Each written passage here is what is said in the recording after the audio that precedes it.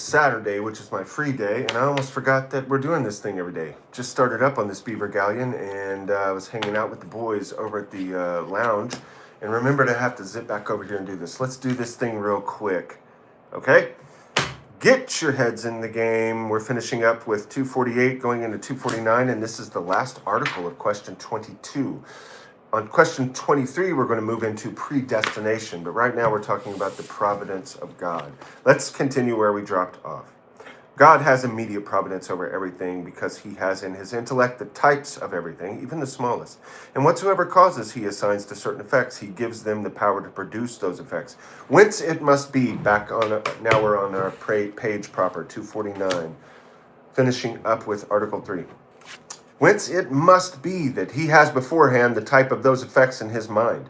As to the second, there are certain intermediaries of God's providence, for he governs things inferior by superior, not on account of any defect in his power, but by reason of the abundance of his goodness, so that the dignity of causality is imparted even to creatures. Thus Plato's opinion, as narrated by Gregory of Nyssa, is exploded. Wow. Thomas uses the term exploded. I have to be honest, I didn't review this page all that much because it was Saturday, and as I said, I forgot we're doing this. But Thomas, I don't know if I've ever heard him use the word exploded. I know at one point he uses the word stupid for an argument by, I don't remember who, but the Latin word is stultissimus. I remember that because I called a character in a short fantasy story I wrote. I called the character Stultissimus, meaning stupid. It was a stupid argument. But this also seems like an odd use of language for Thomas. Thus, Plato's opinion is exploded. He taught a threefold providence. First, one which belongs to the supreme deity, who first and foremost has provision over spiritual things, and thus over the whole world as regards genus, species, and universal causes. The second providence, which is over the individuals of all that can be generated and corrupted, he attributed to the divinities who circulate in the heavens, that is, certain separate substances, which move corporeal things in a circle direction. The third providence over human affairs, I was going to make a joke, as assigned to demons whom the Platonic philosophers place between us and the gods, as Augustine tells us. Now, let's move on to his reply to objection 1, which was from Ralph, and I don't remember what it was. Let's see if we can remember from the reply to the objection. It pertains to a king's dignity. Oh, yeah. They have ministers, and it's part of prudence that a king should have ministers that do his bidding, so therefore God must not be completely provident. It was that stultissimus argument that I said Ralph had yesterday, that if kings have emissaries, God must have emissaries, and if he doesn't have emissaries, then he cannot be completely provident over everything. And I said it was a stultissimus argument. It pertains to king's dignity to have ministers who execute his providence, but the fact that he has not the plan of those things which are done by them arises from a deficiency in himself. For every operative science is the more perfect, the more it considers the particular things with which its action is concerned. Let's use science as an example. We could do art also in Bob Ross. But the more the scientist knows and understands each particular of his experiment, the independent, the dependent variable, the degrees, the better that he does his statistics and p ratios and all this stuff, is the more particular he is involved in the process, makes him a greater scientist or a greater king. And so God is this great king who is provident over all things. Reply to objection 2. God's immediate provision over everything does not exclude the action of secondary causes, which are the executors of his order, as was said above in question 19. All right, we'll just have to breeze through that. We can look at question 19, articles 5 and 8. Reply to objection 3. It is better for us not to know low and vile things, because by them we are impeded in our knowledge of what is better and higher, for we cannot understand many things simultaneously, because the thought of evil sometimes perverts the will towards evil. This does not hold with God, who sees everything simultaneously at one glance, and whose will cannot turn in the direction of evil. Because evil is a privation of being, and God is being itself. And that's a whole big philosophical discussion, which he's not having right now. He's just answering the objection 3. All right, moving into Article 4. Whether providence imposes any necessity on things foreseen.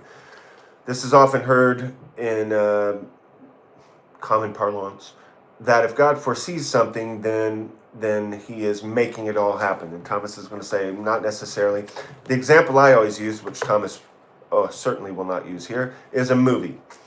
Just because I've watched like Amadeus over 30 times, I've watched When Harry Met Sally probably over 30 times, and I know what's going to happen into the movie. Just because I foresee, just because I know what's going to happen, does not mean that I have produced every single effect in that movie. Now, of course, all metaphors limp, and in the movie, everything is frozen in time and already settled, so there's still a question of free will among the agents, but that's a whole other meta question. We're just saying that just because I foresee, this shows that just because something is foreseen does not necessarily mean it is foremoved. That's not a good word because he's the unmovable mover. It's just because it's foreseen does not mean that he is trapped in, he's trapping everything in a mechanical world in which he's moving every part with no attention to their free will. Woo! We got through that one. Article 4. Whether providence imposes any necessity on things foreseen. Objection 1. It seems that divine providence imposes necessity upon things foreseen. For every effect that has a per se cause, either present or past, which it necessarily follows, happens from necessity. The dominoes click, click, click, click, click.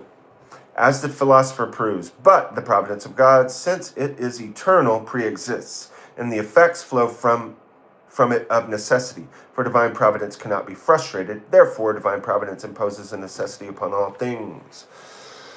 I can't do any better than that. Ralph or Larry put that pretty well. Objection 2. Further, every provider makes his work as stable as he can, lest it should fail. But God is most powerful. Potent. Oh, I'm going into Latin. Therefore, he assigns the stability of necessity to things provided. Okay.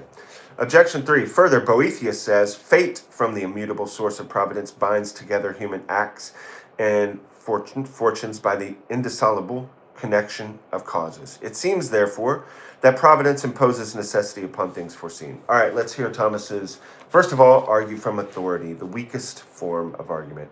Dionysius says that to corrupt nature is not the work of providence, but it is in the nature of some things to be contingent. Divine providence does not, therefore, impose any necessity upon things as to destroy their contingency. We're all in a big beaver galleon here, and something that's done to the rope affects the sail. Something that's done to the sail affects the whole boat. Something that's done by one member affects all the others, especially the ones moving the rudder, this kind of thing. These are all contingencies, and we are all in a world living on this beaver galleon called Earth together. Here's the logical argument. I answered that. Somebody's in the chat. Hello. I answer that divine providence imposes necessity upon some things, not upon all things, as some formerly believed. For to providence it belongs to order things towards an end. Now, after the divine goodness, which is an extrinsic end to all things, the principal good in things themselves is the perfection of the universe, which would not be were not all grades of being found in things. Whence it pertains to divine providence to produce every grade of being, and thus it has prepared for some things necessary causes, so that they happen by necessity, like the planets spinning around in the solar system. For every contingent cause, for others, contingent causes, that they may happen by contingency, according to the nature of their proximate causes. Proximate causes are secondary causes. You plant the seed in the earth, you can call that an efficient cause of the seed, at least in that particularity of seeing it per se from the seed. And a secondary cause, or proximate cause, is the seed growing up into a sapling and into a tree. Or myself creating a song and then playing the song and perhaps playing it in different ways. There'll be secondary proximate causes. God allows for, in his overarching divine providence, that things should be like a mobile. If you lay a mobile on the ground, like above a baby's bed, if you pick it up, that one act picks it up. Of course, the metaphor limps because the person picking it up is not also holding it together. Like the musician who writes the song is holding the song together when it's played. So in that sense, the metaphor limps. But the metaphor I'm saying is, it's all together as a unit, and each thing affects each other. And the person who designed the mobile knows how they affect each other and has balanced them in such a way to create a certain end, which is, I suppose, delight in the eye of the viewer. So God has a final end, which is the beatification.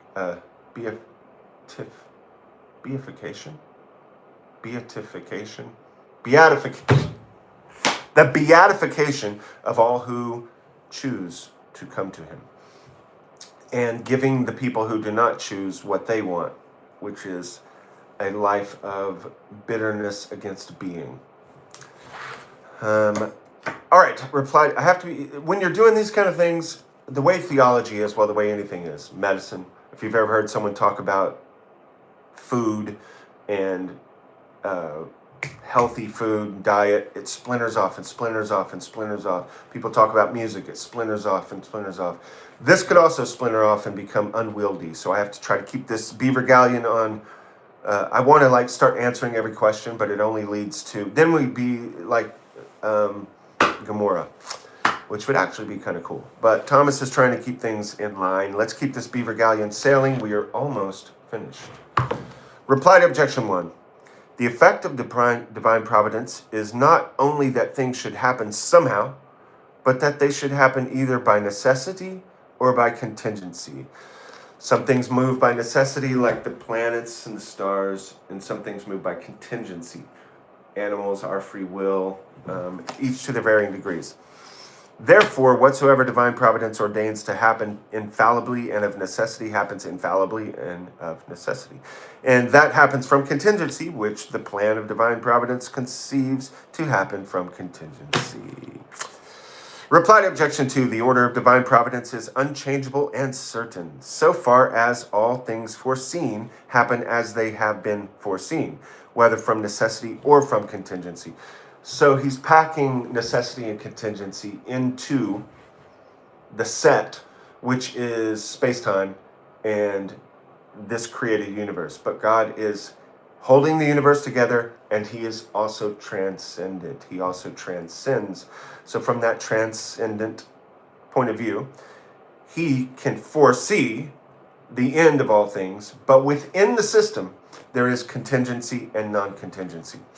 Reply to objection 3, that indissolubility, and unchangeableness of which Boethius speaks pertain to the certainty of providence, which fails not to produce its effect, and that in the way foreseen. But they do not pertain to the necessity of the effects. We must remember that, properly speaking, necessary and contingent are consequent upon being as such. God is being as such. And within that, so let's do it the other direction. If you look from the perspective of contingent and non-contingent, both of those sets have being. So they are in the greater set, which is being itself. It's the set of sets. It's the set that holds all sets together and is in all sets. So there is this divine transcendence, and it's being itself. And as it's manifested in our world, he manifests by his grace the ability to have pockets, let's call it, of non-being. What Chazal would call Zimzum, what Kabbalah would call Zimzum. He retracts his light. So there are these pockets of darkness which allow for us to exist, and now we're in super deep theology, which is not what Thomas is doing here. If you remember, he said this is for beginners. This is just a nice little keeping our mind in theology, so that you might have other questions. Do not be frustrated that you read this and have other questions. That's what's supposed to happen. If you scroll through doom scroll and you see a cat fall off of a fence, perhaps you're not having a lot of great deep questions about that. You're just laughing at the event. You could have deep questions about that, but I think you see my point. This is to spurn your mind to ask questions. Remember, when Our Lady and St. Joseph lost the Lord, thought he was with the caravan, they go to the temple, Beit HaMikdash, and what was he doing? He was not teaching. He was in there listening to the teachers and asking them questions. This is what this should be doing for you, turning your mind more Christ-like, getting you out of just passive receptance of content and into a place where you begin to work that muscle of going, well, wait a minute, how can that be? Why should that be? And ask more questions. We must remember, we're working your brain out here, folks. You're welcome. We must remember that properly speaking, necessary and contingent are consequent upon being as such. Hence, the mode both of necessity and contingency falls under the foresight of God, who provides universally for all being, not under the foresight of causes that provide only for some particular order of things. The foreseeing of God is similar, could be likened, oh, we're done. Could be similar, likened unto you knowing what's going to happen in a movie. There's so much that could be said about that. I remember Jordan Peterson asking a question once of two Catholic gentlemen, and at the end of it, he says, well, that would mean that God or everything is just frozen. Very good question, Mr. Peterson, and I would love to talk about it and answer it, but that is not under the purview of this particular thing, video. And also, it's Saturday, and I'm ready to get rolling. I just got a new pipe that I've had worked on, and I'm ready to get it back going in order. Come here, Monsieur Jean-Baptiste. Thanks, guys, for joining me. Have a beautiful Saturday, and much love. Pax and Christy. Oh, yeah, this is all straw.